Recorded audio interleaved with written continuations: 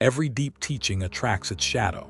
The deeper the truth, the more easily it is twisted into something convenient or extreme.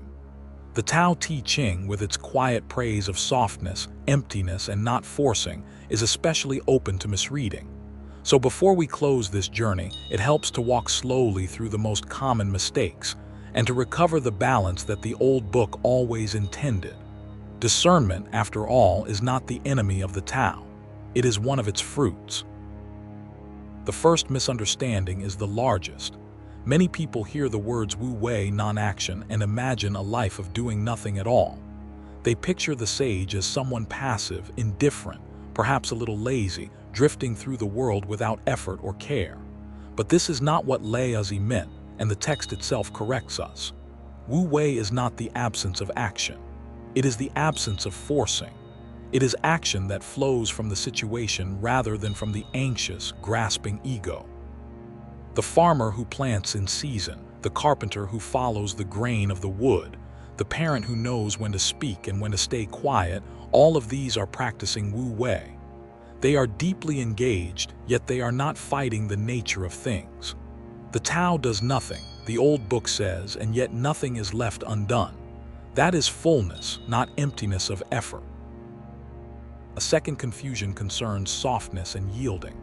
Because Laozi praises water which gives way and yet wears down stone, some readers conclude that we should be weak, that we should never stand for anything, that surrender means letting ourselves be trampled. But water is not weak. Water is patient, and it is faithful to its own nature. It yields to the rock today and carves the canyon over 1,000 years. To be soft in the Taoist sense is to be supple, alive, responsive, not brittle and not broken. The willow that bends in the storm survives, while the stiff oak snaps. Yielding here is a kind of intelligence, a way of meeting force without being destroyed by it. It is not the same as having no spine. The third misunderstanding turns simplicity into mere poverty, or into a harsh rejection of beauty and joy. When Laozi speaks of few desires and returning to the uncarved block, some hear an order to give up everything pleasant, to live grimly, to despise the ordinary delights of a life. This too misses the mark. The point is not to starve the heart. The point is to free it from the endless hunger that can never be filled, the restless wanting of more and more that leaves us exhausted and never content. Simplicity is not deprivation.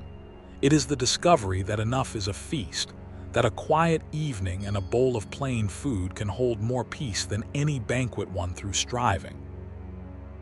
There is also a subtler trap, the one that catches sincere practitioners.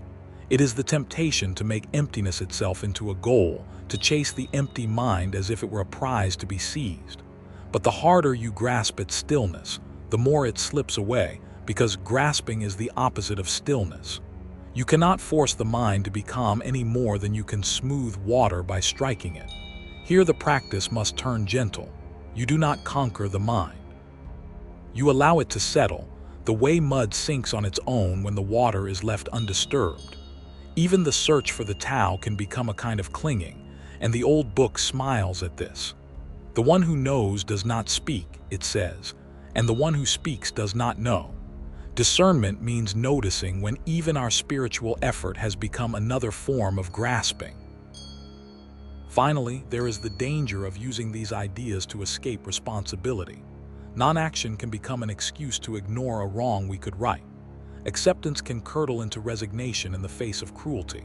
Detachment can harden into a cold indifference to the suffering of others. But Laozi was not cold. The sage, he says, has no fixed heart of his own, but takes the heart of the people as his heart. Compassion in the Tao Te Ching is named as one of the 3 treasures. Balance, then, is everything.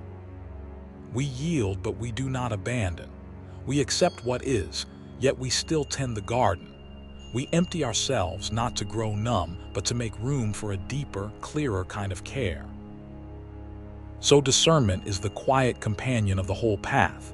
It keeps softness from becoming weakness, simplicity from becoming bitterness, and stillness from becoming an escape. It reminds us that the Tao is not a doctrine to be defended, but a way of moving through life with open hands and open eyes. The middle is not a dull compromise between extremes. It is the living center where wisdom actually breathes, where we are neither rigid nor formless, neither grasping nor asleep. To walk that center is the whole art. In the next chapter, the last of our journey, we will gather what Laozi leaves us across the centuries, and we will close this series together with gratitude.